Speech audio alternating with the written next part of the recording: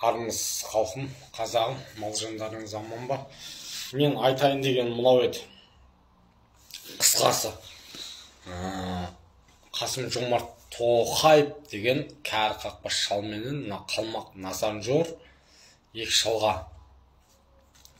Екі шал қазақта, қазақтың жерінде, қазақтың байлығында, Қазақстанның халқында қандай әкелеріңнің ақысы қалып еді?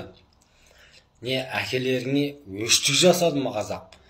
Әкеңді боқтады ма? Шешеңді боқтады ма? Не ақыларың қалды? Осыншалық қазақты Қытай менен мынау тұрған Россияға сататындай, жерді, байлықты асыратындай. Не әкелерің ақысы қалды? Не әкелерің ақысы қалды соншалықты? Қалмақ Насанжордың ата-бабасын, әкесі мен шешесін қазақ халық асырап баққанына кінәлі болды ма? Екінші, мынау Қасым-Жомарт деген кәрі қақпасы екінші шалға. Бұның да әкесі орыс, шешесі басқа нация болды.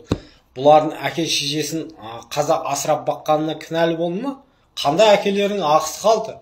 Жерді, байлықты, елді, тілді, дінді соншама жерге тығатындай. Қандай әкелерің ақысы қалды? Ей, екі шал жігітсіңдер ма, бұттарыңа шалбар киіп жүрсіңдер ма? Мына халықтың алдына бір көкіректерін көтеріп, анау көттеріндегі 99 жоңғарларын дертпестен жеке шығыңдар. Не ол? Соншама қандай әкелерің ақысы қалды? Байлыққа, дүниеге тойған адамды мен осы күнге дейін көрген жоқпын. Міне 40-қа келдім ба? Жоқ, 39-ға келдім. Бір кем 40-қа келдім. Осы күнге дейін мен байлыққа, дүниеге тойған адам көрген емеспін. Бұдан кейін де тағы неше жыл жасарым бір алла білді. Бұдан кейін де көрмеймін. Одан кейінгі, менен кейінгі ұрпақ та көрмейді екен бұны.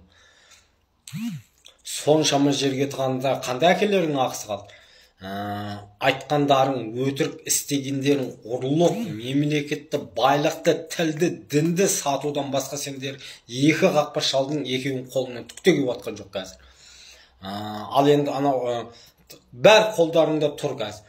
Қол астыңдар нөкерлерді басқарсаңдар басқару қолдарыңда тұр.